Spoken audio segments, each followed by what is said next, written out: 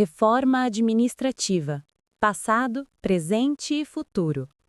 Os principais pilares do arcabouço legal que atacam os serviços públicos e seus servidores. Paulo Lindsay, diretor da Executiva Nacional da ACB-GSN, coordenador do Núcleo Sindical Canabarro, coordenador da Auditoria Cidadã da Dívida Núcleo Sindical. Há décadas, o projeto neoliberal avança rapidamente na direção de transformar o Estado brasileiro em um simples financiador, subsidiário das políticas públicas, não o executor. A iniciativa privada está assumindo o papel que antes era do Estado, principalmente as organizações sociais e fundações privadas e públicas, a nova forma de engenharia aplicada pelos governos. O setor financeiro rentista e as grandes corporações são as principais ervas daninhas do mercado que drenam os recursos públicos em todos os níveis de governo, utilizando a principal ferramenta para captar recursos financeiros do Estado e de sua população, a dívida pública. Antes de examinar o arcabouço legal, é necessário entender alguns conceitos fundamentais para progredir em nossas análises. O que significa estabilidade? A garantia de estabilidade no cargo é assegurada pela Constituição. Protege servidores públicos de serem exonerados ou demitidos de forma arbitrária. Essa garantia é destinada a resguardar os servidores públicos de possíveis interferências e perseguições. Logo, a estabilidade está relacionada ao servidor. Como se define a efetividade? A efetividade consiste na nomeação de um servidor para um cargo público efetivo, após aprovação em concurso público. Desse tipo de cargo, implica a permanência do servidor no serviço público. Desse modo, todo servidor que é aprovado em concurso público e nomeado para um cargo público efetivo torna-se servidor efetivo. Portanto, a efetividade está relacionada ao cargo, em função do seu concurso público. O que significa cargo efetivo? Conforme o artigo 10 da Lei nº 8.112 de 1990, as nomeações para esses cargos estão sujeitas à aprovação em concursos públicos. Assim, a contratação para cargo efetivo requer aprovação em concurso público. Divisão dos servidores públicos na perspectiva da administração pública. Primeiro, servidor estável excepcional. Quem são os servidores públicos estáveis excepcionais? Conforme o artigo 19 do ADCT da Constituição Federal de 1988, são considerados servidores estáveis excepcionais nos cargos para os quais foram admitidos pela administração pública, embora não sejam efetivos. Não é titular do cargo que ocupa, apenas uma estabilidade especial no serviço público, a qual não é equivalente à estabilidade regular prevista no artigo 41 da Constituição Federal. Segundo, servidor não estável. Quem são os servidores públicos em situação de não estabilidade? Com a aprovação da Emenda Constitucional 19 de 1998, em seu artigo 33, estabeleceu-se a definição dos servidores não estáveis para os propósitos do artigo 169, parágrafo 3º, inciso 2 da Constituição Federal. Aqueles que foram admitidos na administração direta, autárquica e fundacional sem a necessidade de concurso público, de provas ou de provas e títulos após 5 de outubro de 1983.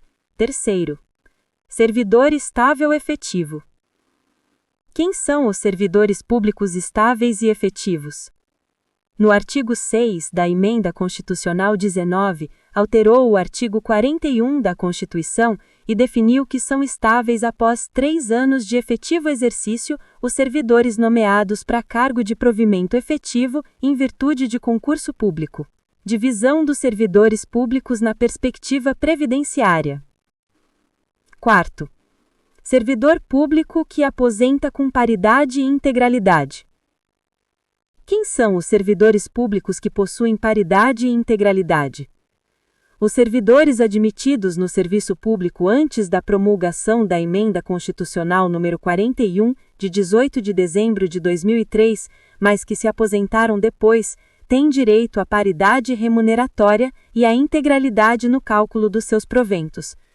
Entretanto, mesmo com a integralidade e paridade, quem se aposentou ou se aposentará após a aprovação da Emenda Constitucional número 103 de 2019, reforma da Previdência de Bolsonaro, haverá redução do valor dos benefícios. Servidor público que aposenta com a média aritmética simples.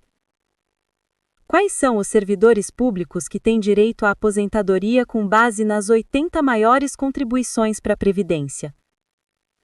São os servidores públicos admitidos após a aprovação da Emenda Constitucional 41, de 2003, até a promulgação da Lei nº 12.188, que institui a Previdência Complementar, FUNPRESP. Estes se aposentarão com a média simples das 80 maiores remunerações. Servidor público que aposenta com previdência complementar. Os servidores públicos federais que contribuem de maneira solidária e têm aposentadoria e pensão restritas ao teto do INSS, R$ 8.157,41. No entanto, acima desse valor, são obrigados a aceitar a previdência complementar, FUNPRESP. A FUNPRESP-ESEC foi criada pelo Decreto nº 7.808 de 2012, fundamentada na Lei nº 12.188, que estabeleceu o regime previdenciário complementar do servidor público federal. A FUNPRESP é uma organização de direito privado, porém de natureza pública e sem fins lucrativos, estabelecida com o objetivo de proporcionar previdência complementar aos servidores públicos federais. A contribuição previdenciária individual está estabelecida, mas o benefício é incerto. O retorno dependerá da aplicação do patrimônio do FUNPRESP no mercado financeiro. Em julho de 2025, o saldo do patrimônio do FUNPRESP era de 13,14 bilhões de reais, tudo investido no setor financeiro.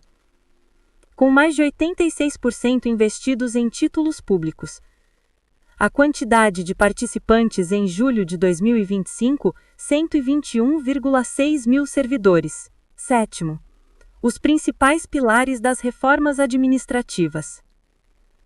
Para entender o projeto de reforma administrativa em curso, é necessário realizar uma análise histórica que destaque os principais componentes do arcabouço legal, ao longo dos anos. Farei uma análise temporal a partir do Decreto-Lei 200, de 1967, que marcou a primeira reforma administrativa do regime militar. Decreto-Lei 200, de 1967, primeira reforma administrativa do governo militar ditatorial. O Decreto-Lei nº 200, que definiu a estrutura da administração federal, introduziu novidades na administração pública, incluindo a opção de contratar funcionários sob diversos regimes. Foi o primeiro marco jurídico na busca pela implementação da administração gerencial no Estado brasileiro.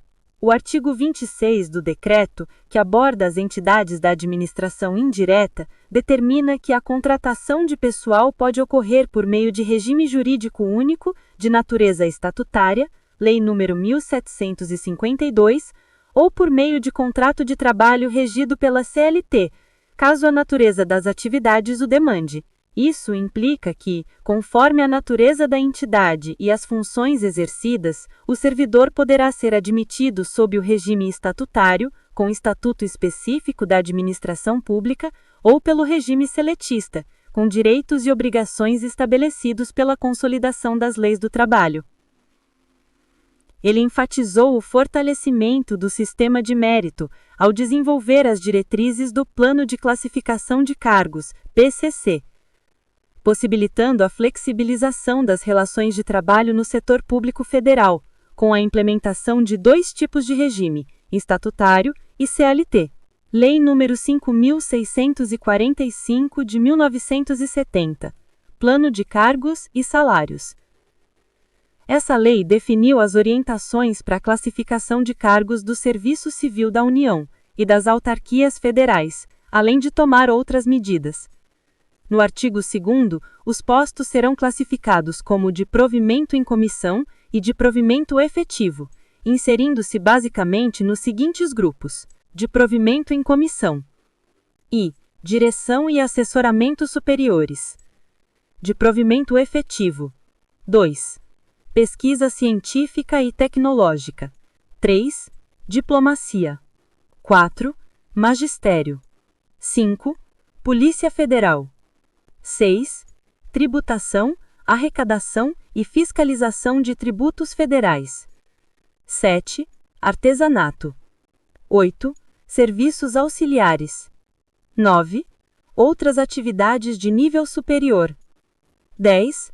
Outras atividades de nível médio. Segundo a correlação e afinidade, a natureza dos trabalhos ou o nível de conhecimentos aplicados, cada grupo, abrangendo várias atividades, compreenderá o seguinte: 1.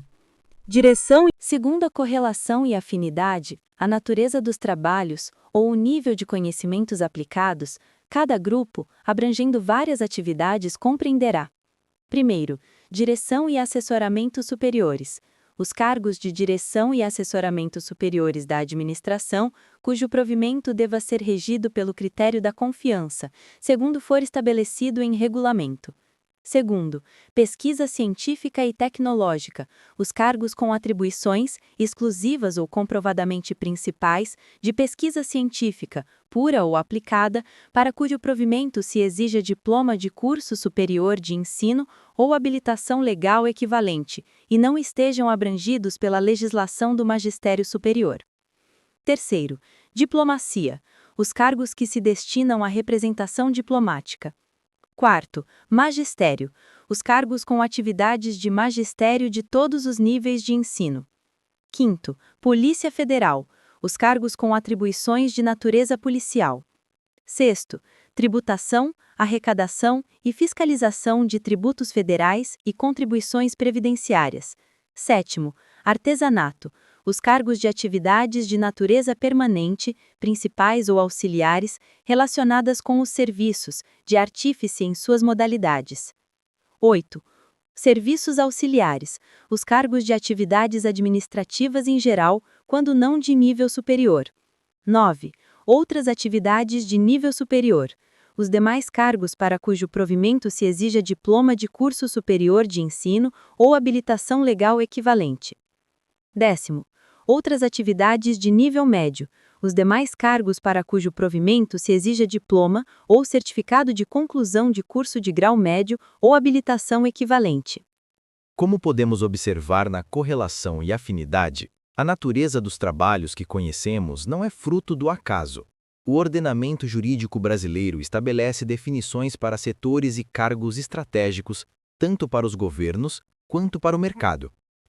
Lei nº 6185/1974. Trata dos servidores públicos civis da administração federal direta e autárquica, de acordo com a natureza jurídica do vínculo empregatício, e estabelece outras medidas. Durante o governo militar do general Ernesto Geisel, em 1974, foram estabelecidas as bases da Lei nº 6.185, que nunca foi revogada. Mais um avanço significativo em direção à reforma administrativa do governo militar. Os servidores públicos federais foram classificados em dois grupos: os servidores públicos admitidos por meio de concursos públicos sobre o regime estatutário, exercendo atividades relacionadas ao Estado como poder público, sem equivalente no setor privado, e os demais servidores públicos federais, admitidos para cargos do plano de classificação sob o regime trabalhista da CLT. No artigo 2º, são listadas as atividades inerentes ao Estado como poder público, sem correspondência no setor privado, compreendidas nas áreas: segurança pública, diplomacia, tributação, arrecadação e fiscalização de tributos federais e contribuições previdenciárias, procurador da Fazenda Nacional, controle interno e no Ministério Público. Como podemos ver, os setores relacionados ao Estado estão restritos às áreas principais de alguns poucos órgãos. A primeira e única modificação na lei ocorreu em 1980, 6 anos depois, para incorporar o controle interno e o Ministério Público. Após essa inclusão, nenhum outro setor foi adicionado. Os servidores citados no artigo 3º da Lei 6.185/1974 foram admitidos para cargos previstos no plano de classificação, sob o regime da CLT. Nesse período, representavam cerca de 80% do total de SPF. Sem os direitos de greve e sindicalização, aplicando-se-lhes as normas que disciplinam o Fundo de Garantia por Tempo de Serviço, iniciou-se a migração do regime próprio de Previdência Social para o regime geral de Previdência Social. Os estatutários poderão optar pela migração para as novas carreiras e cargos do regime seletista. Os estatutários que não aceitaram essa migração permaneceram como estatutários, mas quadro em extinção, QPX. Além de extinguir a estabilidade dos trabalhadores da CLT após 10 anos de trabalho, em troca da criação do Instituto do FGTS. Reforma administrativa do governo FHC, Emenda Constitucional número 19, 1998. Ao examinarmos a Emenda Constitucional número 19, que foi aprovada durante o governo de Fernando Henrique Cardoso, FHC, identificamos diversos fatores que contribuíram para a implementação da reforma administrativa do Estado na década de 90, o chamado Estado Mínimo, concebido por Bresser Pereira. Com a lógica e os mecanismos de controle implementados pelo Ministério da Administração Federal e Reforma do Estado, o MARE, com consequências que se estendem até os dias de hoje. A Emenda Constitucional número 19 altera o regime e estabelece princípios e normas da administração pública, servidores e agentes políticos, controle de despesas e finanças públicas, custeio de atividades do Distrito Federal e outras providências. Os principais pilares para a deterioração dos serviços públicos e ataques aos servidores ativos e aposentados e pensionistas. O projeto avança rapidamente em direção ao aumento da precarização por meio de contratações temporárias, terceirização, contratações por organizações sociais, consultorias e agora com a criação de fundações de direito público e privado que se espalham por todos os serviços públicos, desempenhando tarefas específicas dos servidores públicos. O artigo 5º da Emenda Constitucional número 19, 1998, modificou o artigo 39 da Constituição Federal. A União, os Estados, o Distrito Federal e os municípios deixam de criar o regime jurídico único e a obrigatoriedade da estruturação em carreiras e começam a estabelecer o Conselho de Política de Administração e Remuneração de Pessoal. Com a decisão do STF no julgamento da ADI 2135, a União, Estados, Distrito Federal e municípios não são mais obrigados a admitir servidores públicos sob o regime jurídico único estatutário, conforme a Lei 8.110, de 1990. Os entes federativos estão autorizados a contratar servidores públicos sob qualquer regime de trabalho. Não implica o término do RGU. É provável que o RGU seja aplicado a setores estratégicos dos serviços públicos. Os demais servidores serão contratados por meio da CLT, trabalho temporário, por prazo determinado, ou até como MEE. Emenda Constitucional número 19, 1998, artigo 21. Modificou-se o artigo 169 da Constituição Federal. Os gastos com pessoal ativo e inativo da União, Estados, Distrito Federal e municípios não podem ultrapassar os limites determinados pela Lei de Responsabilidade Fiscal, LRC. Na União, 50% da receita corrente líquida é destinada, enquanto nos estados e municípios o percentual é de 60%. Isso permitirá a demissão de servidores públicos em todas as 3 esferas governamentais, União, estados e municípios. Com essa mudança, várias restrições foram impostas aos servidores públicos. Concessão de qualquer vantagem ou aumento de remuneração, criação de cargos, empregos e funções ou alteração de estrutura de carreiras, admissão ou contratação de pessoal a qualquer título pelos órgãos e entidades da administração direta ou indireta, inclusive fundações instituídas e mantidas pelo poder público. Se as vedações não forem cumpridas nos limites estabelecidos, os entes federativos adotarão as seguintes providências: redução em pelo menos 20% das despesas com cargos em comissão e funções de confiança, exoneração dos servidores não estáveis, Caso as medidas previamente implementadas não sejam adequadas para a estabilidade financeira, o servidor estável poderá perder a posição. Essas mudanças na Constituição permitem a demissão de servidores públicos tanto estáveis quanto não estáveis. Houve inclusive a preocupação do governo de FHC em indenizar o servidor estável que perdesse o cargo com 1 mês de remuneração por ano de serviço prestado. Para aqueles que se agarram à sagrada estabilidade, aqui está a constatação desse sofisma. A estabilidade é uma linha muito tênue entre estável e não estável. Qualquer servidor público, estável ou não, poderá ser demitido desde que a despesa com pessoal ultrapasse o teto da LRC ou por avaliação de desempenho insuficiente. Servidores públicos que gozam de estabilidade constitucional. O artigo 41 da Constituição Federal deixa claro que os servidores públicos só adquirem estabilidade após 3 anos de exercício efetivo no cargo, que deve ser de provimento efetivo em razão de concurso público. O servidor público estável só perderá o cargo por meio de sentença judicial transitada em julgado, conforme o parágrafo 1º do artigo 41.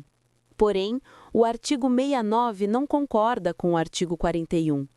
Ele afirma que, devido ao alto gasto com pessoal, existe a possibilidade de demitir servidores públicos, tanto estáveis quanto não estáveis.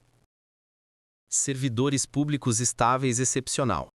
Outra maneira de um servidor público alcançar a estabilidade é ter sido empossado em um cargo público antes de 5 de outubro de 1983. A Constituição Federal de 1988 o consolidou. O artigo 19 do Ato das Disposições Constitucionais Transitórias, ADCT, da Constituição de 1988, aborda a estabilidade excepcional para servidores públicos civis da União, Estados, Distrito Federal e municípios que exerceram suas funções por pelo menos 5 anos na data da promulgação da Constituição, 5 de outubro de 1988, sem a necessidade de concurso público. Essa estabilidade não deve ser confundida com a estabilidade obtida por meio de concurso público. Artigo 32 da Emenda Constitucional 19/1998.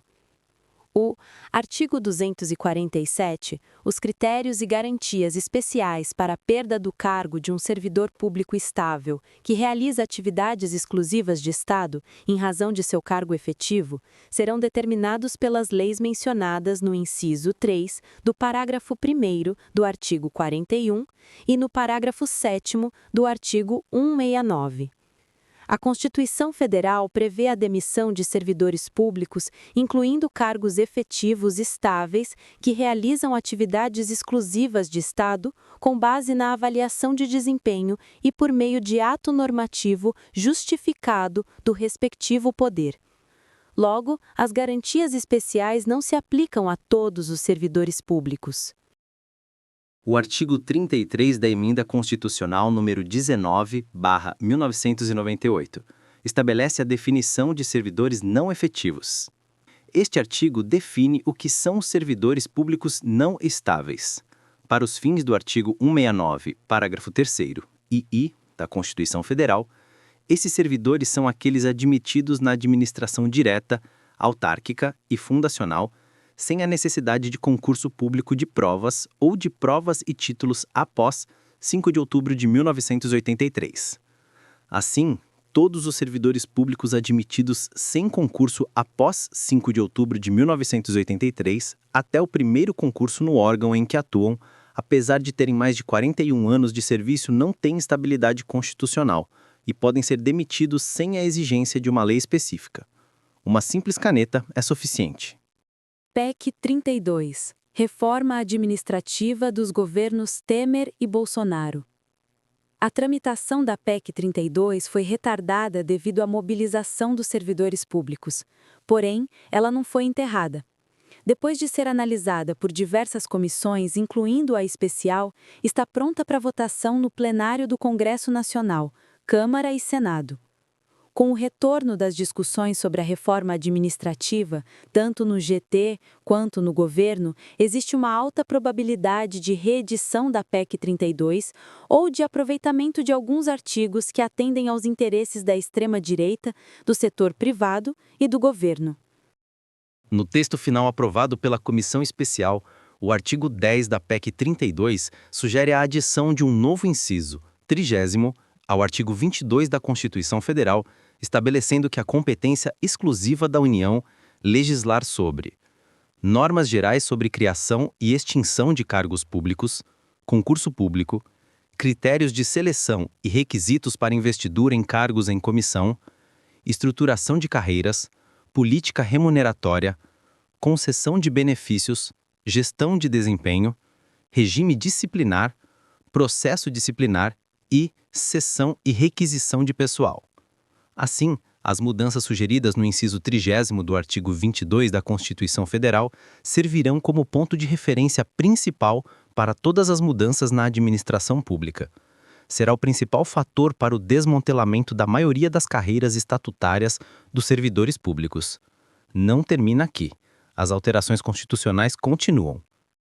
Expande a admissão de servidores públicos temporários como alternativa aos servidores públicos regidos pelo RJU. A PEC sugere a adição do inciso 31 ao artigo 22, estabelecendo diretrizes gerais para a contratação de funcionários temporários por prazo determinado no regime de direito administrativo, o RJA.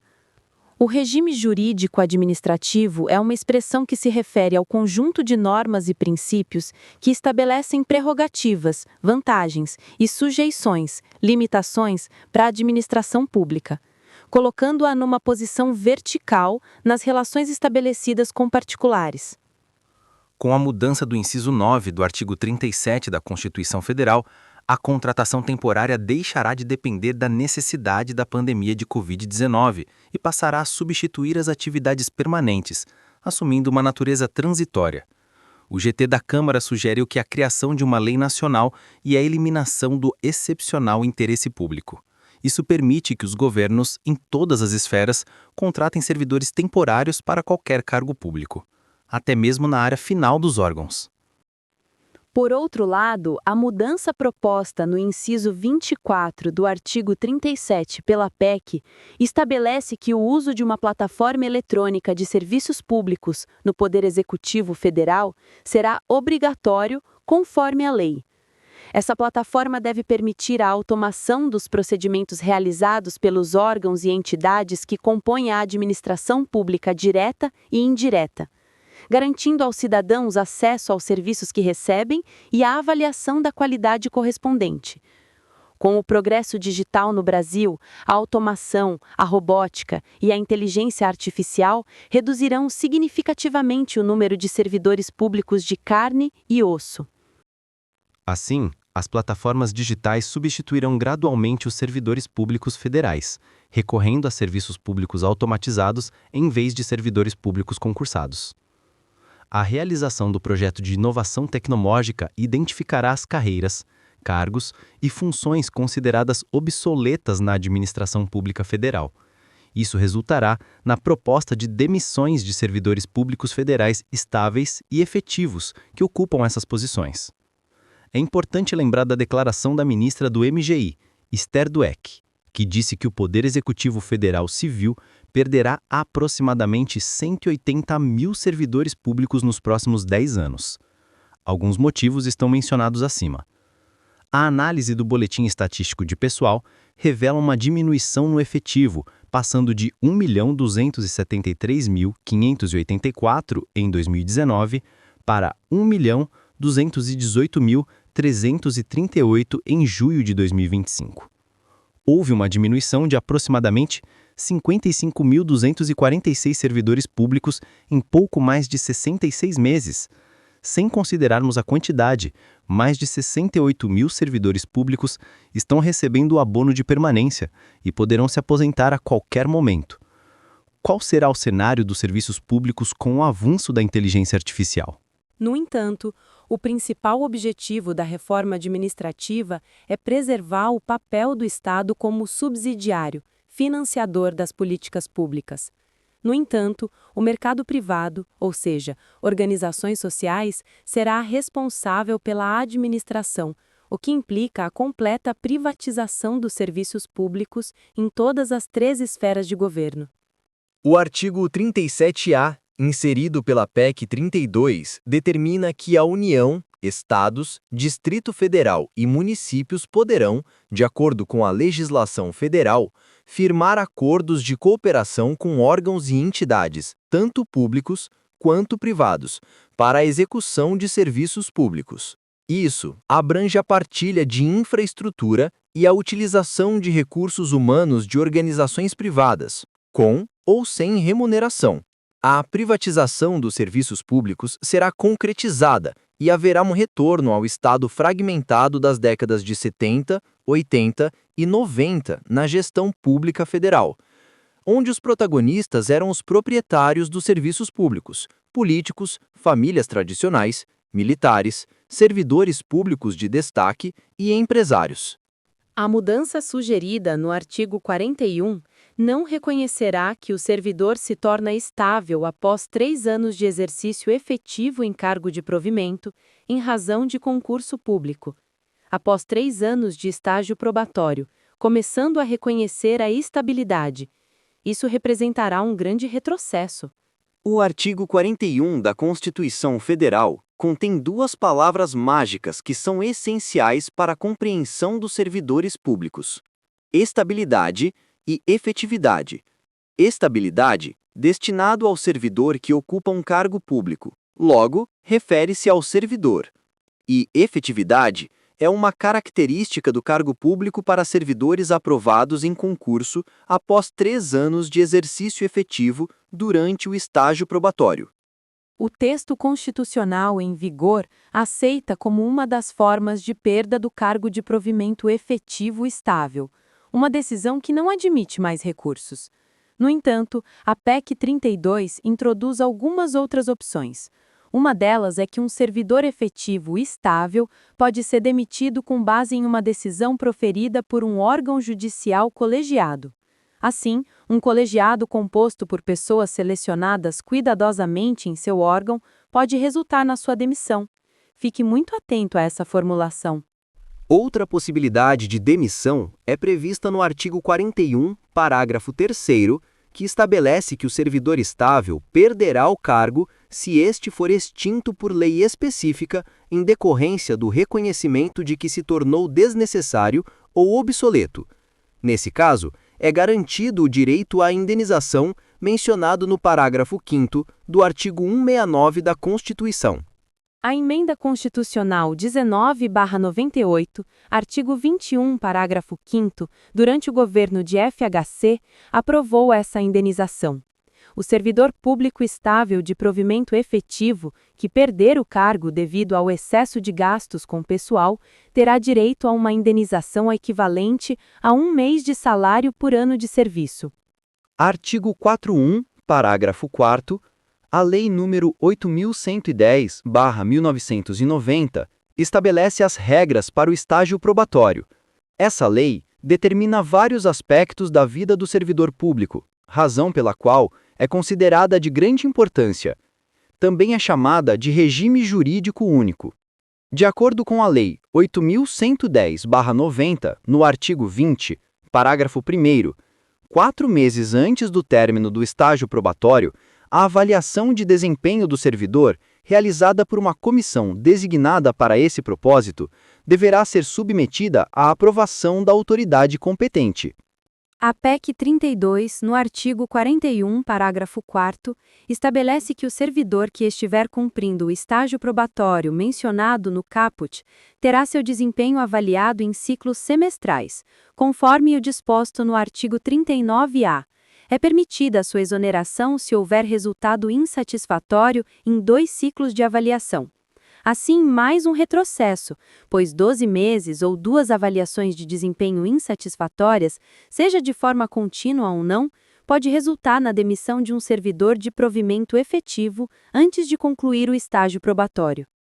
O fim da estabilidade dos empregados públicos, empregados de sociedade de economia mista e suas subsidiárias, alcançada após intensas negociações nos acordos coletivos, se aprovada a alteração no artigo 173. A PEC 32 sugere uma modificação no artigo 173 da Constituição Federal, com a inclusão do parágrafo 6º. Essa alteração estabelece que é inválida a garantia de estabilidade no emprego ou proteção contra a demissão para funcionários de empresas públicas, sociedades de economia mista e suas subsidiárias, por meio de negociações coletivas ou individuais, ou de atos normativos que não se apliquem aos trabalhadores da iniciativa privada. Aqui se encontra o término da estabilidade dos funcionários públicos e estatais, alcançada por meio da luta dos trabalhadores e trabalhadoras. A PEC 32 sugere mudanças no artigo 247 da Constituição Federal.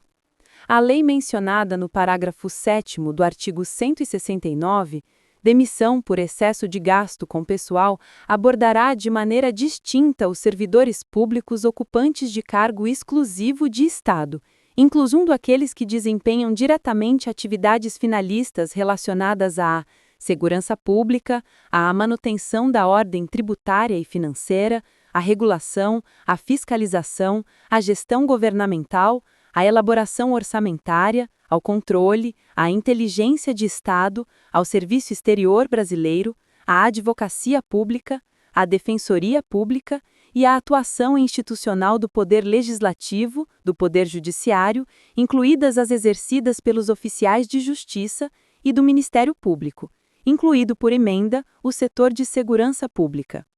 Com a revogação do parágrafo único do artigo 247 da Constituição Federal, elimina-se a chance de defesa contra a perda do cargo, por suposta insuficiência de desempenho em cargos que possuem critérios e garantias especiais. A PEC sugere a revogação do parágrafo único. Na hipótese de insuficiência de desempenho, a perda do cargo somente ocorrerá mediante processo administrativo em que lhe sejam assegurados o contraditório e a ampla defesa, adicionado pela Emenda Constitucional número 19 de 1998. As principais diretrizes do GT da Câmara sobre reforma administrativa. Relator Zé Trovão, deputado federal PL Santa Catarina. Coordenador Pedro Paulo, deputado federal PDS Rio de Janeiro. O caderno de estudos do GT compila as pesquisas essenciais que fundamentaram a proposta de reforma administrativa no Brasil. Esse estudo é resultado de uma colaboração significativa entre várias organizações, como Fecomércio SP, Fiesp, Sebrace, CNC, Ranking dos Políticos, Movimento Pessoas à Frente e República. Nos últimos meses, essas entidades forneceram análises e sugestões para modernizar a administração pública brasileira. No estudo do GT de reforma administrativa, a reação do Estado paquiderme deixa de ser o foco. Tudo fundamentado na pesquisa da OCDE. Agora a conversa é sobre ineficiência, caro e desperdício de recursos. Fim dos supersalários. Modificação do texto do artigo 37. Parágrafo 11. Apenas as seguintes parcelas poderão ser excluídas dos limites salariais mencionados no inciso 11 do caput, desde que estejam expressamente estabelecidas em lei.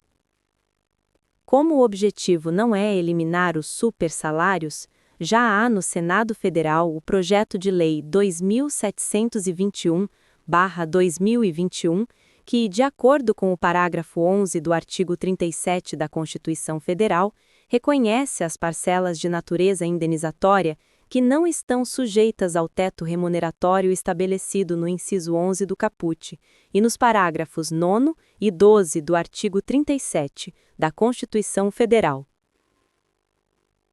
Isso significa que o que está garantido em lei acima do teto constitucional não pode ser removido. Como podemos ver, o GT da reforma administrativa adota o mesmo modus operandi do ex-presidente Collor de Mello, conhecido como caçador de marajás na década de 90. No entanto, Collor não caçou marajás, mas demitiu diversos servidores públicos federais com salários baixos. Aprovação de uma lei nacional para unificar o regramento para contratação temporária nas esferas de governos. Sugestão de modificação do inciso 10 do artigo 37 da Constituição Federal. 10. uma lei nacional regulará a contratação por tempo determinado no regime do direito administrativo para atender demandas temporárias devidamente justificadas.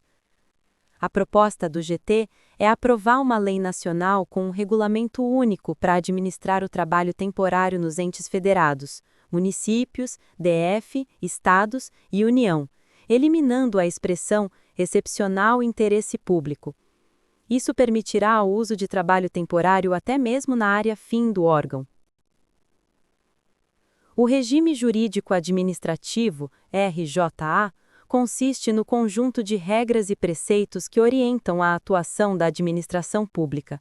Ele é definido pela primazia do interesse público, pela conformidade legal dos atos administrativos e pela presença de prerrogativas e obrigações específicas para a administração.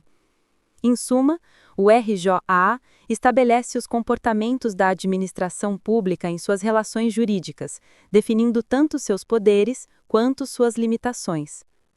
A organização de cargos pelo sistema de posto ou posição. No Brasil, apenas o sistema de cargos públicos estruturados por carreiras é utilizado. Os servidores são admitidos no início de suas carreiras e são concursados, avançando ao longo do tempo ou por motivos ligados ao desempenho. No sistema de posto ou posição, a seleção de funcionários pode abranger qualquer nível da hierarquia das instituições. Para que isso ocorra, é preciso modificar a Constituição Federal. Fala-se em estabelecer e determinar a estrutura dos cargos por meio do sistema de posto ou posição, para assegurar total clareza. Ademais, o GT sugere debater a troca do modelo de avaliação individual de desempenho do servidor por um sistema que contemple avaliações coletivas de desempenho, seja do órgão ou da categoria. Estima-se que a avaliação seja realizada ou submetida a uma revisão por uma comissão avaliadora, composta pelas autoridades de maior escalão do órgão ou entidade. Incentivo à oferta de serviços por meio de plataforma digital.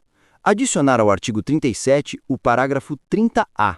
Será obrigatória a adoção de uma plataforma digital para serviços públicos, conforme estabelecido em lei nacional, que possibilita a automação de rotinas e procedimentos executados pelos órgãos e entidades integrantes da administração pública direta e indireta, e o acesso aos cidadãos aos serviços que lhes sejam prestados e a avaliação da respectiva qualidade, especialmente em relação aos serviços específicos e divisíveis, e o reforço e o estímulo à transparência das informações sobre a gestão de recursos públicos. Como podemos ver, as reformas ao longo dos anos tiveram como objetivo principal preservar o Estado como principal financiador. No entanto, a implementação das políticas públicas ficou a cargo do setor privado, responsável por gerenciar as organizações sociais e fundações privadas. Considerando os dois ajustes fiscais mais recentes, a Emenda Constitucional 96 de 2016 e a Lei Complementar 200 de 2023, conhecida como Arcabouço Fiscal, tem como objetivo principal a manutenção da sustentabilidade da dívida pública. Para que isso ocorra sem dificuldades, é necessário restringir as despesas primárias por meio de ajustes fiscais e contra-reformas trabalhista, previdenciária e, mais recentemente, a proposta administrativa.